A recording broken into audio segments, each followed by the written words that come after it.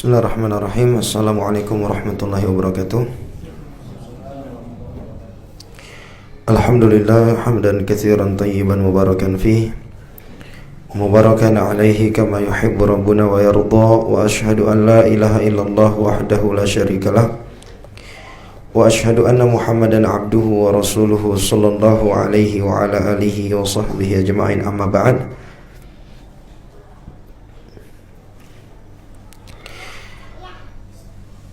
Alhamdulillah, jamaah salat maghrib rahimani wa rahimakumullah. Puji dan syukur kembali kita panjatkan kepada Allah Rabbul Alamin atas limpahan nikmat dan karunia yang Allah Ta'ala curahkan kepada kita semua hingga saat ini. Kemudian salawat ring salam tentunya tidak lupa kita sanjung sajikan kepada junjungan kita Nabi besar Muhammad ibni Abdillah salawatullahi wassalamuhu alaih, kepada keluarga beliau, para sahabat beliau, serta orang-orang yang mengikuti jalan beliau hingga akhir zaman. Jamaah yang dimuliakan Allah, alhamdulillah kembali kita lanjutkan pelajaran kita dari kitab Al-Minahul Aliyah fi Bayani Sunanil Yawmiyah, kitab yang berisikan penjelasan sunnah-sunnah harian yang biasa dikerjakan oleh baginda Rasulullah sallallahu alaihi wasallam. Dan di pertemuan yang sebelumnya kita telah sampai di pembahasan sunnah-sunnah di waktu subuh. Tepatnya poin yang kita bahas ataukah yang kita singgung di pertemuan yang lalu adalah sunnah-sunnah yang merupakan kekhususan salat sunnah fajar.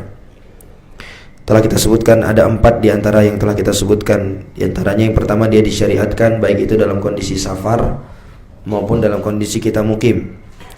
Kemudian yang kedua, pahalanya itu lebih baik daripada dunia beserta isinya. Yang ketiga, yusannu takhfifuha, dianjurkan untuk dikerjakan secara ringkas. Itu bagian sunnah Nabi SAW. Dianjurkan dikerjakan secara ringkas. Baik. Dan di sini juga jamaah yang dimuliakan Allah, ada sebuah faedah mumpung teringat ketika kita melewati hal-hal yang seperti ini, bahwa dianjurkan untuk diringkas. Sehingga kalau ditanya mana yang lebih besar pahalanya, seseorang sholat sunnah fajar, dia membaca Al-Kafirun dengan Al-Ikhlas, atau dia membaca surat-surat yang mungkin lebih panjang daripada 2 surat tersebut, maka di sini bisa diberikan kesimpulan bahwa yang lebih besar pahalanya tentunya adalah Al-Kafirun dan Al-Ikhlas, karena itu merupakan sunnah Nabi SAW. Ini menunjukkan tidak selamanya yang lebih berat itu lebih besar pahalanya, tapi yang menjadi patokannya adalah seberapa tepatnya kita mengenai sunnah Rasul SAW. Semakin tepat sasaran dengan sunnah Nabi, maka pahalanya juga semakin besar. Tentunya semakin berat dan pas dengan sunnah Nabi itu tentu lebih besar. Hanya saja kalau dibandingkan mana yang lebih besar pahalanya, tentu yang lebih mencocoki sunnah Rasul SAW. Oleh karena itu juga ketika di kondisi safar, kita diperbolehkan sholat 4 rakaat zuhur, boleh pula 2 rakaat. Tapi kalau ditanya mana yang lebih besar pahalanya, 2 rakaat atau 4 rakaat? Jawabannya 2 rakaat, karena itu sunnah Nabi SAW. Termasuk juga dalam permasalahan haji. Haji ada 3 bentuk, ada haji qiran, haji ifrad, dan ada haji tamattu'. Ya kan? Dan yang paling gampangnya, yang paling mudahnya adalah haji tamattu'. Mana setelah kita sampai ke kota Mekah, kita tawaf, sa'i, lalu tahallul, kita bebas. Tidak ada larangan-larangan sampai di tanggal 8 Dzulhijjah. Adapun haji ifrad dan haji qiran, begitu mereka sampai ke kota Mekah, sampai nanti di tanggal 8 Dzulhijjah, maka mereka tetap masih menggunakan kain ihramnya, masih berlaku kepada mereka larangan-larangan orang yang ihram. Jadi kalau sekiranya mereka sampai di kota Mekah tanggal 1 Dzulhijjah, mereka akan terus berada di dalam larangan-larangan ihram sampai tanggal 8 Dzulhijjah, dan itu berat. Iya kan? Baik, tetapi para ulama menjelaskan mana yang lebih afdol dari ketiga jenis ini. Jawabannya adalah haji tamattu'. Karena Nabi SAW memerintahkan para sahabatnya untuk berhaji tamattu'. Jelas ya jamaah yang dimuliakan Allah. Kemudian juga dianjurkan untuk membaca di rakaat yang pertama dengan surat Al-Kafirun, di rakaat yang kedua membaca surat Al-Ikhlas. Baik, yang kelima, di antara sunnah yang merupakan kekhususan salat sunnah fajar, Dianjurkan yusannul ittija'u ala syaqqil aiman ba'da sunnatil fajri. Disunnahkan untuk melakukan ittija'. Ittija' itu berbaring ala syaqqi al-aiman, di sebelah kanan. Berbaring sebelah kanan seperti ini kira-kira. Paham ya? Bukan kalau berbaring sebelah belakang itu apa namanya, telentang ya. Ini telentang. Kalau yang ini ke bawah telungkup. Kalau ini berbaring ke kiri, ke samping. Terbayang ya? Hah? Dipraktekkan? Apa? Ya, dianjurkan menghadap kiblat tentunya. Taib, setelah itu kita lakukan setelah kita sholat sunnah fajar. Kalau di rumah misalnya. Tapi kalau di masjid tidak dianjurkan, di rumah. Kalau di masjid gimana nanti semua ini masjid golek semua, begitu orang masuk ini ada apa ini, masjid apa ini, subhanallah. Padahal kita mengamalkan sunnah Nabi tentunya. Taib, itu dilakukan di rumah. Tidak perlu dipraktekkan ya. Jelas semua ya. Baik. Kemudian kata beliau, wa yadullu alaihi, dalilnya adalah hadis Aisyah yang pertama. Beliau mengatakan karena Nabi sallallahu alaihi wasallam idza shalla raka'atil fajr ittaja'a ala syaqqihi al-aiman. Kata Aisyah, Rasul sallallahu alaihi wasallam biasanya jika beliau selesai salat sunnah fajar, beliau itu berbaring di sebelah kanannya. Dalil yang kedua juga datang dari hadis Aisyah. Ya, jangan heran kalau hadis-hadisnya banyak dari Aisyah. Kenapa? Karena ini termasuk perbuatan yang dilakukan oleh Nabi sallallahu alaihi wasallam di rumah. Dan tentunya amalan-amalan yang dilakukan oleh Nabi di rumah itu lebih banyak diketahui oleh istri-istri beliau.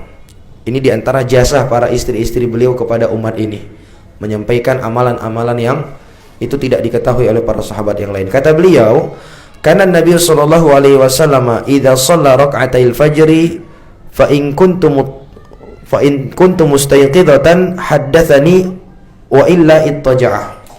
Kata beliau, Rasul sallallahu alaihi wasallam apabila beliau selesai dari mengerjakan salat 2 rakaat, salat sunnah fajar, kalau aku terbangun pada waktu itu maka beliau ajak aku berbicara, ajak aku ngobrol, kata Nabi, kata Aisyah. Tapi kalau aku dalam keadaan tertidur, maka beliau pun berbaring. Jelas ya? Jadi dituturkan oleh Aisyah, Nabi kalau sudah selesai sholat sunnah fajar, kalau beliau itu lihat aku terbangun, beliau ajak aku ngobrol.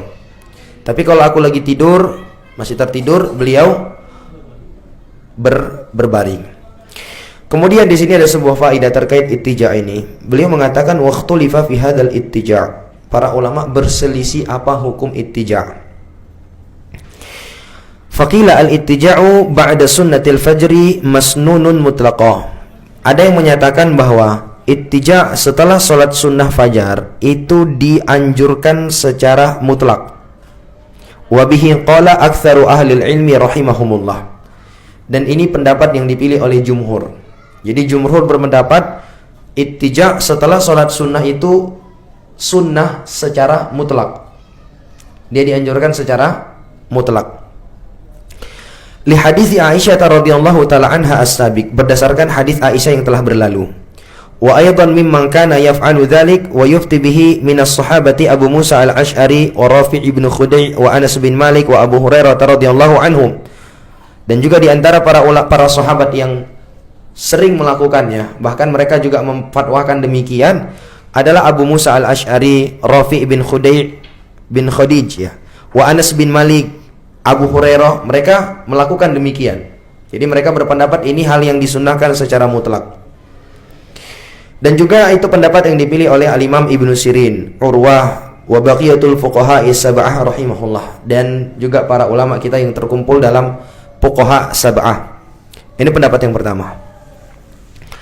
Wa qila sunnatun liman yaqumu wa yutilul qiyama bil lail. Ada pula yang mengatakan dia itu hanya dianjurkan bagi orang yang yakum, yang mengerjakan sholat malam dan mengerjakan sholat malam yang panjang. Jadi ada yang mengatakan dia ini hanya dianjurkan bagi mereka yang mengerjakan sholat malam yang panjang. Sebagaimana Nabi kita tahu, Nabi sholat malamnya sangat panjang, jamaah yang dimuliakan Allah. Jadi wajar saja Nabi SAW ittija'. Tujuannya apa? Liyastariha bihadzal ittija', supaya istirahat. Jadi momen istirahatnya kata mereka. Wakhtarahu Syekhul Islam rahimahullah. Dan ini pendapat yang dipilih oleh Syekhul Islam Ibnu Taimiyah.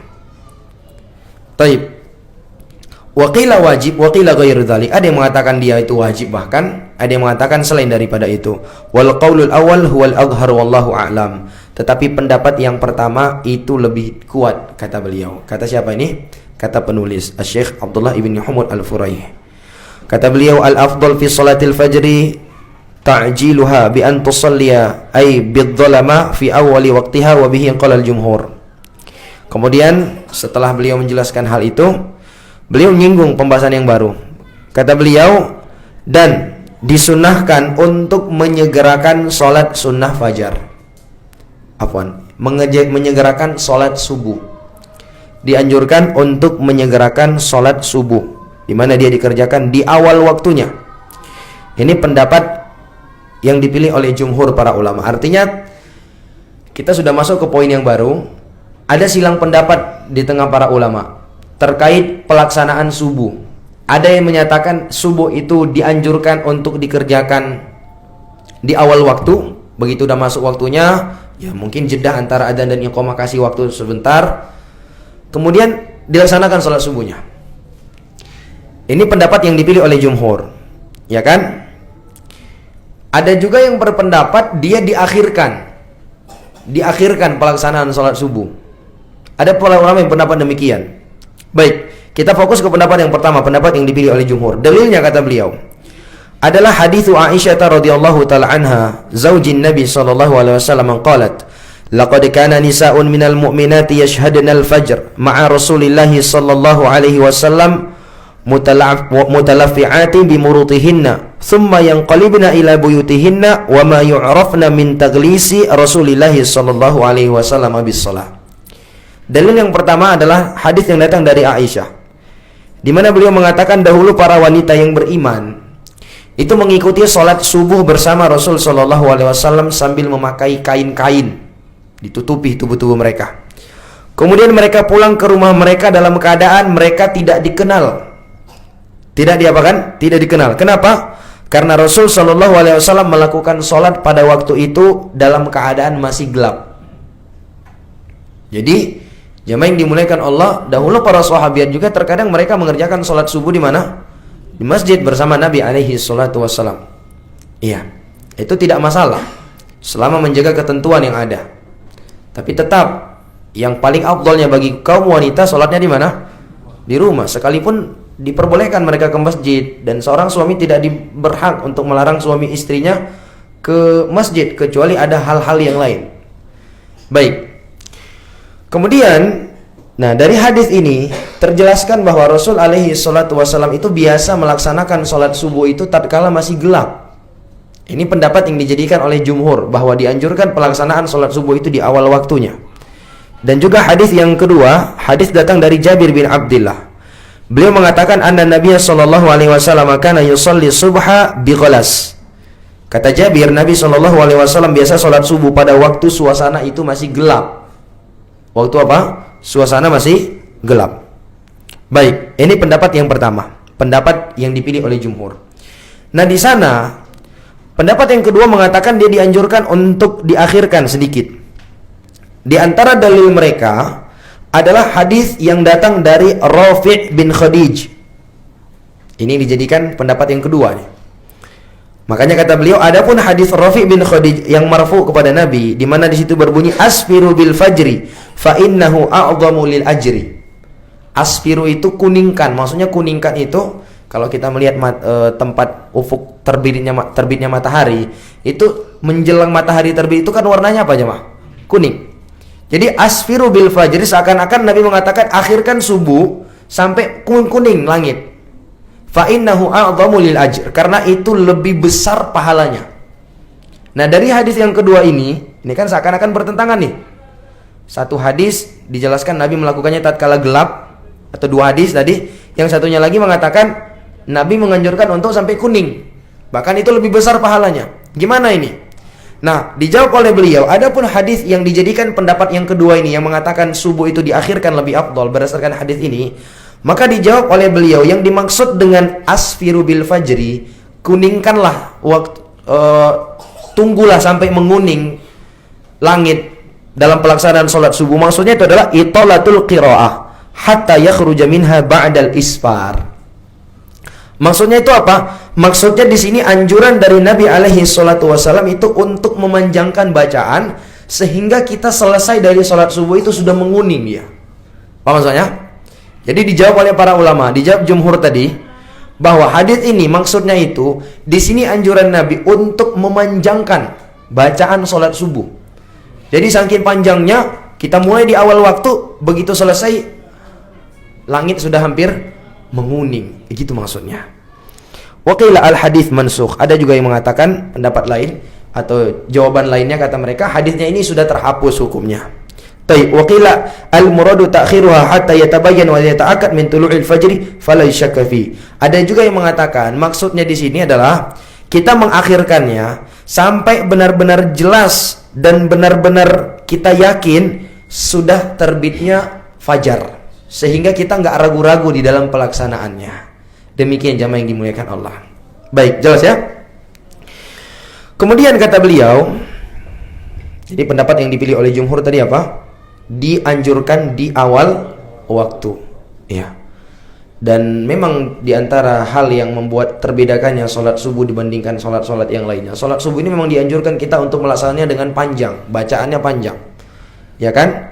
Sebagaimana katakan wa Qur'anul fajri kana masyhuda, atau inna Qur'anal fajri kana masyhuda. Sesungguhnya bacaan di waktu sholat subuh itu dipersaksikan langsung oleh para malaikat. Sehingga para ulama ketika melewati ayat ini mereka mengatakan ini anjuran untuk memanjangkan bacaan sholat subuh. Demikian jamaah yang dimuliakan Allah. Berbeda dengan sholat-sholat yang lainnya. Sholat maghrib kah itu, sholat isya kah itu. Kalau kita melihat itu bacaan-bacaan surat-surat yang biasa dibaca oleh Nabi alaihi salatu wasallam di sholat-sholat ini, itu semua surat-surat pendek. Ya, Syekh Ibnu Utsaimin itu ada sebuah kitab namanya Sifat Salat Nabi sallallahu alaihi wasallam, karya Syekh Ibnu Utsaimin. Beliau itu menjelaskan dan membawakan hadis-hadis ya di waktu salat subuh apa saja surat-surat yang dibacakan oleh Nabi. Di waktu zuhur apa saja surat-surat yang biasa dibaca oleh Nabi alaihi salatu wasallam. Baik. Kemudian kita masuk ke dalam pembahasan yang baru. Kata beliau ad-dhahab ilal masjid wa fihi iddatu sunan. Berangkat ke masjid.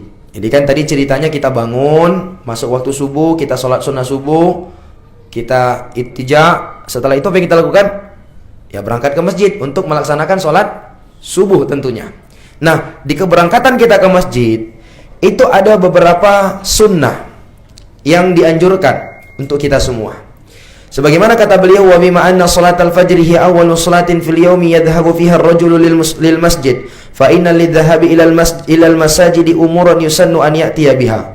Karena salat fajar adalah salat pertama dalam satu hari yang dilakukan oleh seseorang, ya, di mana dia berangkat ke masjid untuk melaksanakannya, maka di keberangkatan dia ke masjid itu perlu dipahami ada beberapa sunnah yang dianjurkan untuk dia lakukan. Yang pertama, yusannu tabkiru bidhahabi ilal masjid. Disunahkan untuk bersegera berangkat ke masjid. Disunahkan untuk bersegera berangkat ke mana? Ke masjid. Jangan telat-telat.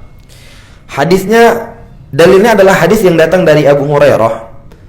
Rasul sallallahu alaihi wasallam mengatakan, "Lau ya'lamuna ma fit tahjir lastabaqu ilaih." Andai kata mereka mengetahui pahala yang terdapat pada ibadah tahjir. Tahjir itu adalah bersegera menuju masjid. Lastabaqu ilaih, mereka pasti akan berlomba-lomba untuk ke masjid. Subhanallah. Ini jamaah. Jadi kita dianjurkan untuk bersegera ke masjid. Sampai-sampai kata beliau, wa kana salafu radhiyallahu anhum yahrisuna ala tabkiri lis-shalah. Dahulu para ulama salaf itu benar-benar semangat, mereka bersemangat luar biasa untuk bersegera menuju masjid. Sampai-sampai dinukilkan dari Sa'id bin Musayyib. Sa'id bin Musayyib ini siapanya Abu Hurairah ini jamaah? Hah? Siapa? Siapanya Abu Hurairah? Menantunya Abu Hurairah. Ayo, ahsan. Dia menantunya Abu Hurairah. Sa'id bin Musayyib adalah ulama tabi'in yang paling faqih. Ulama tabi'in yang paling utama. Kalau di kalangan para sahabat yang paling utama itu siapa? Abu Bakar. Nah, kalau di kalangan tabi'in yang paling utama itu siapa? Ini dia, Sa'id bin Musayyib ini. Subhanallah. Ya, kisahnya itu luar biasa ya. Dan beliau ini juga memiliki seorang putri yang sangat cantik dan keilmuannya hampir sama seperti Sa'id bin Musayyib. Luar biasa ya. Sampai-sampai dikisahkan Sa'id bin Musayyib ini pernah memiliki seorang murid. Beliau punya murid banyak. Jadi ada salah seorang muridnya itu meninggal istrinya. Sehingga muridnya ini beberapa hari nggak hadir ke majelisnya. Begitu hadir, muridnya ini ditanya sama Sa'id bin Musayyib, engkau dari mana? Beberapa hari ini nggak kelihatan. Kata muridnya tersebut, qadarullah masyafa'al, istri saya meninggal, katanya. Istri saya meninggal. Akhirnya dilanjutlah pelajaran. Begitu selesai majelis, ini si muridnya tadi, begitu orang-orang sudah pada bubar, dihampirin sama Sa'id bin Musayyib. Ditawarkan, mau nggak engkau menikah dengan anakku? Masya Allah. Ya, orang tersebut bilang maulah. Subhanallah, mau. Akhirnya orang tersebut pulang. Begitu dia pulang ke rumahnya, tidak berapa lama jamaah yang dimuliakan Allah, terdengar suara ketukan di rumah orang tersebut. Diketuk, siapa? Sa'id, katanya. Dia mikir nih, Sa'id mana yang ada tinggal di sekitaran sini. Setelah dipikir-pikir, nggak ada lain ini, Sa'id bin Musayyib yang ada. Akhirnya dibuka, benar gurunya Sa'id bin Musayyib. Dia mengatakan, wahai guru, apa keperluan engkau di sini? Kan engkau bisa saja tinggal panggil saya yang datang kepada kamu. Ngapain kamu repot-repot datang ke sini? Dia bilang, saya datang ke sini untuk mengantarkan anak saya dan saya ingin nikahkan kepada kamu. Ternyata anaknya sudah siap di belakangnya. Subhanallah. Luar biasa jemaah. Baik, singkat cerita, dia anak si muridnya tadi nikah dengan anaknya, sampai-sampai disebutkan pernah suatu ketika si muridnya tadi ingin pergi menghadiri majelis Sa'id bin Musayyib, anaknya itu bilang, istrinya bilang, kamu nggak usah pergi ke majelis Sa'id bin Musayyib, kamu di sini saja biar saya ajarkan. Subhanallah, luar biasa jamaah ketika mendapatkan seorang istri yang demikian. Baik. Itu singkat ceritanya. Kalau mau lengkapnya ya baca aja di Sirah Sa'id bin Musayyib. Ya, ada sebuah buku yang mengumpulkan sirah para ulama salaf tuh. Saya punya judulnya. Yang bahasa Indonesianya 60 biografi ulama salaf. Ya, itu Masya Allah, itu bagus sekali jemaah. Dan ada di situ kalau tidak salah kisah tentang Sa'id bin Musayyib. Itu bagus untuk kita baca itu. Apalagi untuk anak-anak kita itu luar biasa jemaah. Apalagi bapak-bapak itu buat program sama anak-anaknya sebelum tidur baca sirah. Baca sirah sahabat, baca sirah para ulama, supaya anak-anak kita itu tumbuh kecintaan mereka kepada para ulama kita. Supaya mereka mengenal para ulama kita, supaya mereka mengidolakan para ulama kita. Jangan sampai anak kita besar tumbuhnya dia mengidolakan Lionel Messi misalnya, Cristiano Ronaldo. Jangan sampai demikian jemaah. Jangan sampai anak kita lebih mengenal Neymar daripada Abu Bakar As-Siddiq ya. Neymar nomor punggungnya berapa, di mana klub-klub yang pernah dia main. Jangan sampai demikian jemaah. Jadi buat ada satu program itu Masya Allah, program kita sama istri juga boleh, sama anak juga boleh, Masya Allah itu. Buat program sebelum tidur baca satu sirah. Durasinya paling 20 menit, 25 menit selesai. Ganti-gantian baca. Kita yang baca, dia yang nyimak, mereka yang simak. Atau nanti anak kita suruh baca, kita yang nyimak. Itu Masya Allah jemaah. Jadi tidak terasa kita melewati banyak sekali pelajaran yang sangat luar biasa. Walaupun mungkin kita nggak tahu bagaimana cara menyimpulkan faidahnya, insya Allah dengan lewat sendiri itu saja itu jadi sebuah faidah yang sangat berharga itu jemaah. Disebutkan bagaimana ibadahnya ulama fulan, bagaimana semangatnya ulama fulan dalam menuntut ilmu, bagaimana akhlaknya ulama fulan. Itu Masya Allah jemaah, akan memberikan faidah yang sangat luar biasa. Baik. Jadi dinukilkan dari Sa'id bin Musayyib ini, beliau mengatakan, ma'adzanal mu'adzinu mundu 30 sana illa wa ana fil masjid. Tidak pernah seorang muadzin mengumandangkan adzan sejak 30 tahun yang lalu, melainkan aku sudah di masjid pada waktu itu. Subhanallah.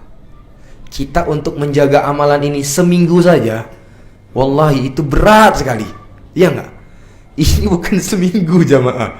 30 tahun tidaklah si muadzin mengumandangkan adzan kecuali beliau sudah di masjid. Subhanallah. Dan juga dinukilkan waqala aidan, dan dia juga pernah mengatakan ma sami'tu ta'dzinan fi ahli baiti mundu 30 sana, dengan redaksi yang berbeda namun maknanya sama. Tidaklah aku mendengar adzan sementara aku berada di tengah keluargaku sejak 30 tahun yang lalu. Artinya dengar adzannya di mana? Di dalam masjid. Subhanallah. Di dalam masjid. Bahkan ada di antara para ulama kita yang tidak hanya itu. Apa kata mereka? Aku sholat selama 40 tahun, tidak pernah aku melihat punggung manusia. Apa maksudnya ini? Hah? Di sop pertama selalu. Masya Allah. 40 tahun. Tidaklah aku sholat, tidak pernah aku melihat punggung orang. Artinya selalu di sop pertama, jemaah. Ini semangatnya para ulama kita. Artinya para ulama salaf kita itu tidak hanya semangat di dalam mengumpulkan ilmu, namun mereka juga semangat di dalam mengamalkan ilmu yang telah mereka pelajari. Ini sunnah yang pertama. Sunnah yang kedua adalah an yakhruja min baitihi mutatahhiran lituktaba khutah. Keluar dari rumahnya dalam keadaan bersuci. Dia keluar dari rumahnya itu dalam keadaan dia sudah suci. Supaya apa? Supaya setiap langkahnya itu dicatat. Dicatat. Subhanallah. Dalilnya adalah hadis yang datang dari Abu Hurairah radhiyallahu taala an.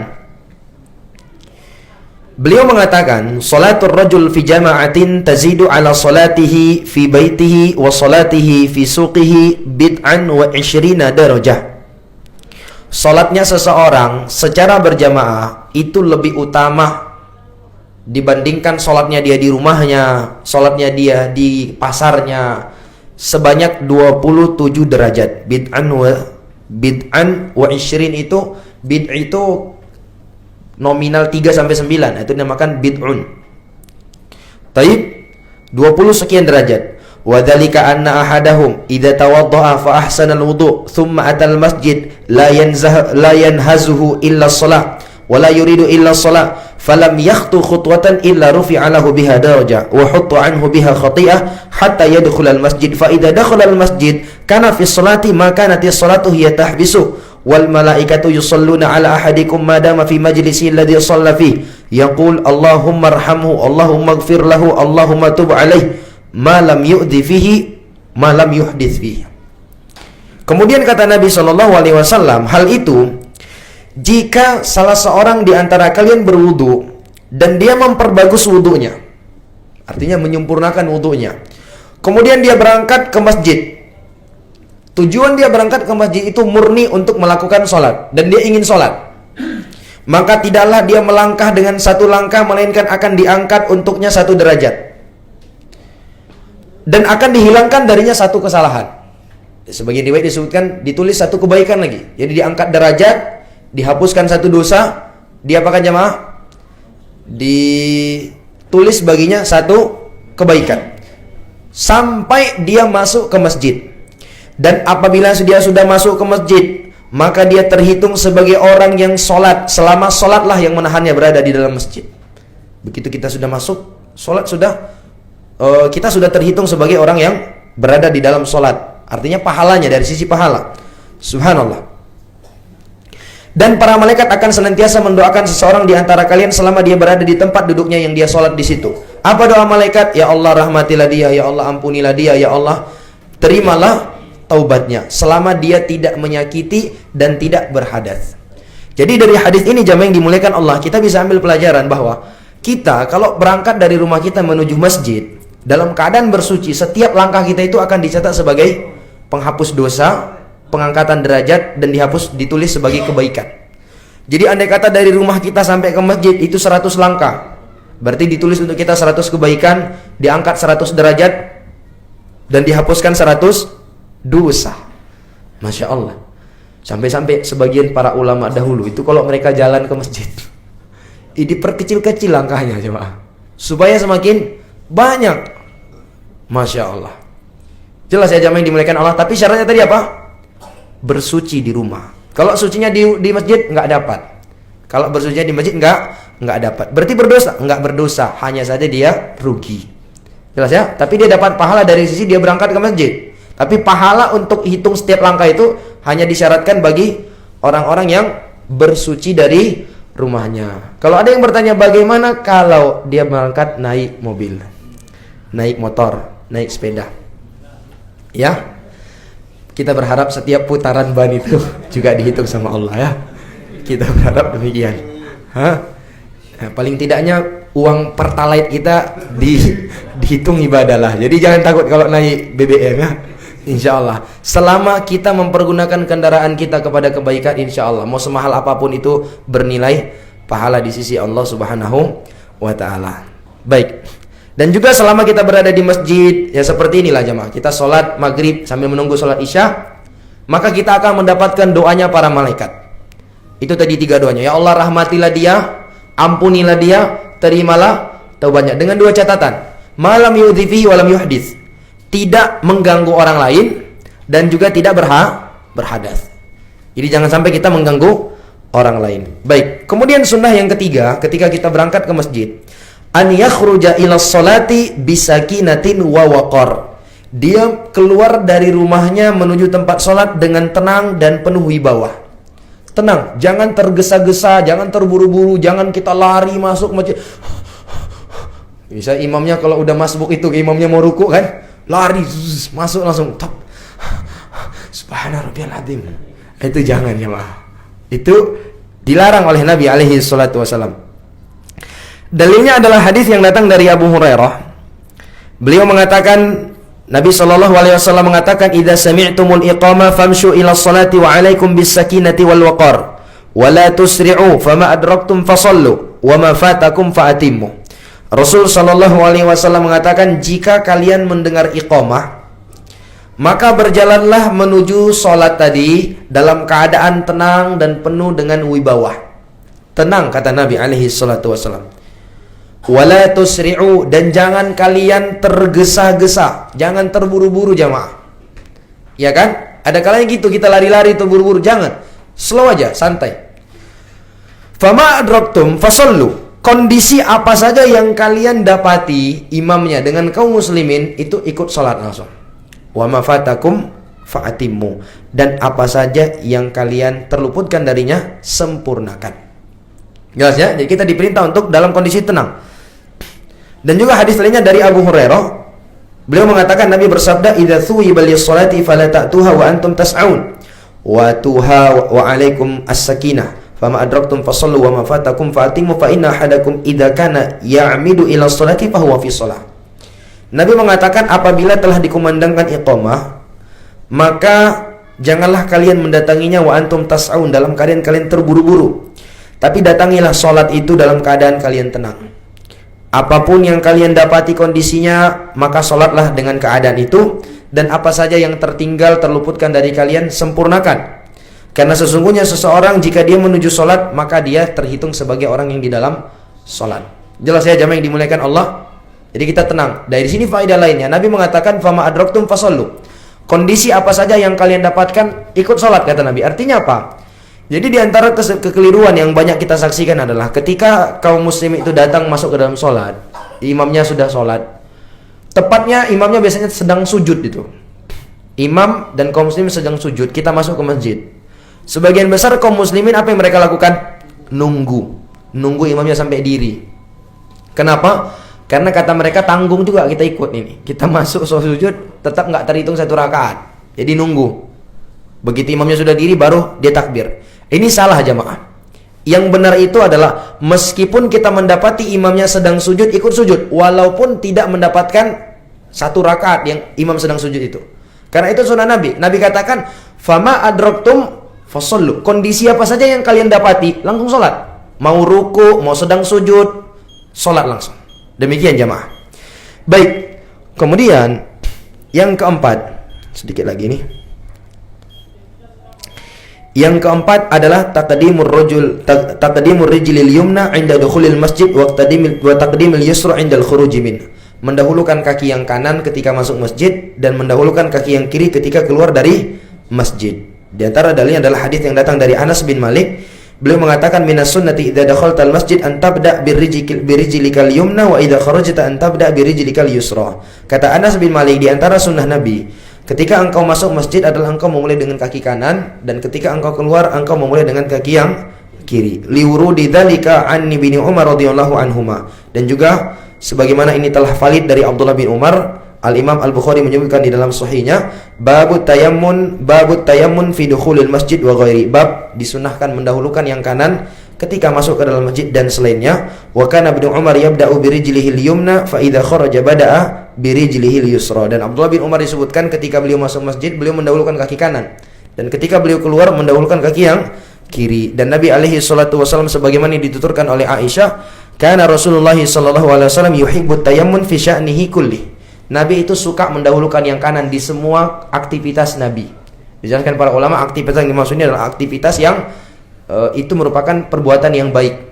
Dianjurkan kita mendahulukan yang sebelah kanan. Dan kaidahnya kata beliau, anna makana min babi takrim ustuhibba fihi taqdimul yamin wa makana bi dhiddi takrim ustuhibba fihi taqdimul yasar wa ma ada dzalika fal aslu fihi taqdimul yamin. Karena kaidahnya, hal-hal yang itu merupakan perkara yang mulia maka dianjurkan untuk mendahulukan yang kanan. Mau ngasih makan kita, mau memberi sesuatu, dahulukan yang kanan.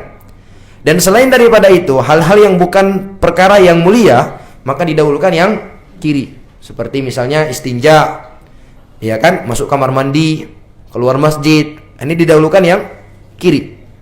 Adapun selain dari bukan termasuk perkara yang mulia, bukan pula termasuk yang perkara yang tercela, maka maka asalnya tetap kita dahulukan yang kanan. Kemudian yang kelima, kita lanjut atau kita sudahi aja? 1, 2, 3, 4 lagi. 4 sunnah lagi terkait kepergian ke masjid. Kita sebutkan aja poin-poinnya aja. Baik, poin-poin simpel ringkasnya saja. Yang kelima, dianjurkan untuk membaca zikir ketika masuk masjid dan ketika keluar dari masjid. Ya, zikirnya sebagaimana diriwayatkan dari Abu Humaid dan juga dari Abu Usaid. Nabi alaihi salatu wasallam mengatakan, "Idza dakhala ahadukumul masjid falyaqul Allahumma iftah li abwaaba rahmatik." Ya. Dan apabila dia keluar, Allahumma inni as'aluka min fadlik. Ini diantara doa yang kita baca. Yang keenam adalah dianjurkan untuk melakukan sholat 2 rakaat sebagai penghormatan kepada masjid. Ini yang kita kenal dengan sholat tahiyatul masjid. Seorang yang ketika dia masuk ke dalam masjid, maka dia tidak dibenarkan langsung duduk, kecuali dia sholat 2 rakaat. Nabi mengatakan, idza dakhala ahadukumul masjid fala yajlis hatta yusalli rak'atain. Apabila salah seorang dari kalian masuk masjid, maka janganlah dia duduk sampai dia sholat 2 rakaat. Baik. Dan di situ kata beliau, wa yakfi an tahiyatil masjid as-sunnatul qabliyatu lis-salati in kana laha sunnatun qabliyati kal fajri wa dhuhri aw sunnatu duha wa idza in dakhala al-masjid duha aw al-witra in sallaha fil masjid aw al-fardhi li anna al-maqsuda min tahiyatil masjid alla yajlis hatta yusalli lima fi dhalika imaratil masajid bis-salati li alla yartadaha min ghairi salah. Dan sudah teranggap cukup dari sholat tahiyatul masjid, sholat sunnah qobliyah yang kita kerjakan, sholat rawatib atau sholat wajib atau sholat duha. Kalau kita masuk masjid waktu duha, kita niatkan langsung sholat duha, maka itu sudah cukup dari tahiyatul masjid. Atau sholat witir kalau kita sholatnya di dalam masjid. Intinya perintah untuk mengerjakan sholat itu, intinya jangan sampai kita masuk masjid itu nggak ada ibadah sholat yang kita kerjakan. Sementara sholat masjid itu tujuan utamanya dibangun untuk apa? Untuk sholat, kan begitu? Jadi jangan sampai ada kita masuk masjid, kita nggak mengerjakan sholat di situ. Sehingga kita dianjurkan untuk sholat. Jadi kalau memang kita masuk masjid sudah mengerjakan sholat wajib, ya sudah teranggap, sudah tercukupi. Kemudian yang ketujuh, yusannu lirrijali al-mubadarati ila shaffil awal fahuwa afdhalus sufufi walin nisa'i afdhaluha wa akhiruha. Disunahkan bagi kaum lelaki untuk bersegera menuju shaf barisan yang pertama, karena shaf pertama adalah shaf yang terbaik bagi kaum lelaki. Adapun bagi kaum wanita yang terbaik itu di mana? Di belakang. Dalilnya Rasul mengatakan, kata Nabi alaihi salatu wasalam, khairu sufufi rijal awaluha wa syarruha akhiruha wa khairu sufufi nisa'i akhiruha wa syarruha awaluha. Sebaik-baik shafnya kaum lelaki adalah yang paling awal, yang paling buruk adalah yang paling terakhir. Dan sebaik-baik shaf kaum wanita yang paling belakang, yang paling buruk adalah yang paling depan. Maksud yang paling buruk dan paling baik di sini kata para ulama adalah kadar pahala. Maksudnya yang paling depan paling banyak pahalanya dibandingkan shaf kedua. Shaf kedua lebih banyak pahalanya dibandingkan shaf yang ketiga. Saf ketiga lebih banyak pahalanya daripada saf keempat, begitu seterusnya. Adapun kaum wanita, maka yang paling belakang paling banyak pahalanya. Saf kelima lebih besar pahalanya daripada saf keempat. Saf keempat lebih besar pahalanya daripada saf ketiga. Saf ketiga lebih besar daripada saf pertama. Saf kedua lebih besar daripada saf kedua. Saf kedua lebih besar daripada saf pertama. Saf pertama lebih berpahala daripada yang nggak sholat. Tetapi di sini ada faedah sebuah. Faedahnya jamaah yang dimuliakan Allah. Hadal hadis fima idza shallar rijalu wan nisa'u jama'atan wa laysa bainahuma ha'ilun min jidarin wa nahwi. Hadis ini berlaku yang mana dikatakan saf paling terbaik untuk kaum wanita itu paling belakang. Itu kalau apabila jamaah laki-laki dengan jamaah perempuan itu sholat berjamaah dan tidak ada pembatas antara laki-laki dan perempuan. Maka di sini berlaku hadis ini. Yang paling belakang itu adalah paling bagus untuk kaum wanita. Tidak ada yang menghalangi. Sehingga yang paling bagusnya untuk kaum wanita ada yang paling belakang. Karena kenapa? Karena semakin belakang dia semakin tertutupi dari pandangan kaum lelaki. Jelas ya? Wa amma idza kana bainahuma ha'ilun kajidarin wa nahwihi aw kama yakunu fi katsirin min masajidina al-yawm bi an yukhassasa lin-nisa'i musalla mustaqil fa fi hadhihi al-hala takunu afdalu suhufin nisa awwalaha. Adapun kalau sekiranya jamaah lelaki dengan jamaah perempuan itu ada pemisah, dindingkah itu, tembokkah itu, atau di sebagian masjid ada apa? Tirai, atau seperti kebanyakan masjid-masjid kita hari ini, di mana kaum wanita itu sudah punya musola tersendiri mereka. Ada ruangan khusus kaum wanitanya, jadi mereka hanya dengar suara. Maka kata beliau, di kondisi ini yang paling utama untuk kaum wanita siapa? Di mana? Di depan. Saf paling terdepan. Kenapa? Lintifai illatil qurbi minar rijal. Karena sudah terhilangkan alasan mereka dianjurkan paling belakang. Apa itu? Dekat dengan kaum lelaki. Karena kaidahnya, ini kaidah jamaah, li'annal hukma yaduru ma'a illatihi wujudan wa adaman. Suatu hukum itu berputar sesuai dengan ilahnya, sesuai dengan ilah, sebab. Kapan ada sebabnya, hukumnya ada. Kapan sebabnya hilang, hukumnya juga hilang. Jelas ya?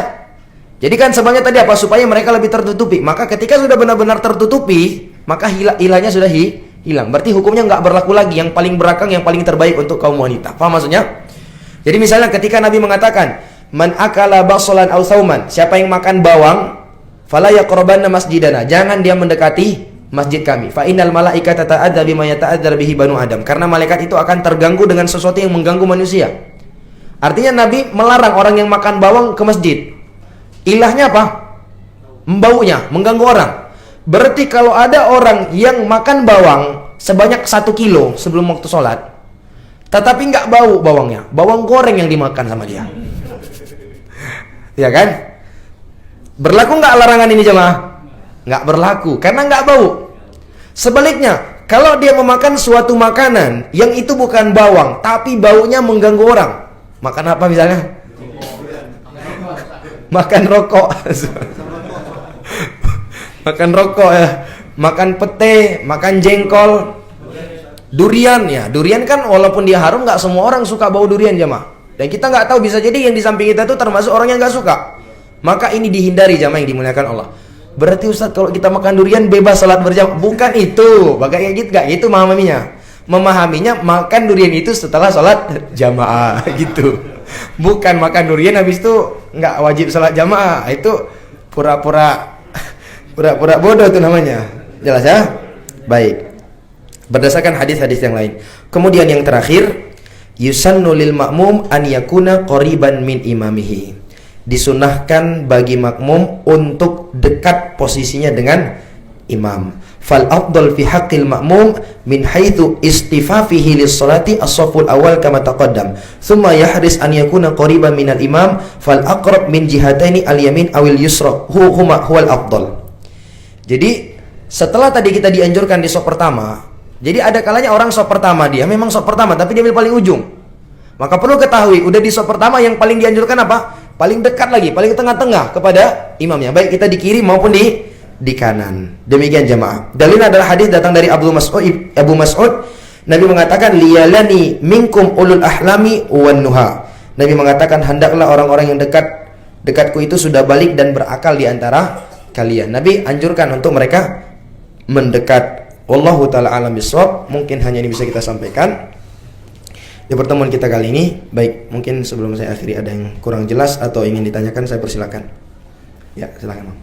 Assalamualaikum warahmatullahi wabarakatuh. Waalaikumsalam warahmatullahi wabarakatuh. Ini masalah sholat tahiyatul masjid. Apabila kita pergi ke masjidnya di waktu-waktu terlarang, Ustaz. Baik. Apa tetap dianjurkan? Jawabannya iya. Karena para ulama menjelaskan waktu-waktu terlarang, sholat itu yang dilarang adalah sholat sunnah yang sifatnya mutlak. Adapun sholat sunnah yang memiliki sebab, atau dengan bahasa lain dawatul asbab, maka dianjurkan tetap seseorang itu mengerjakannya, walaupun dia memasuki masjid dalam keadaan di waktu terlarang. Misalnya kita masuk masjid setelah asar, apakah kita tetap dianjurkan melakukan sholat tahiyatul masjid? Jawabannya iya, tetap dianjurkan melakukan sholat tahiyatul masjid. Wallahu ta'ala alam bisawab. Ada yang lain? Kalau tidak ada, kita cukupkan sampai di sini dulu. Subhanakallahumma rabbana wa bihamdika asyhadu an la ilaha illa anta astaghfiruka wa atubu ilaik. Assalamualaikum warahmatullahi wabarakatuh.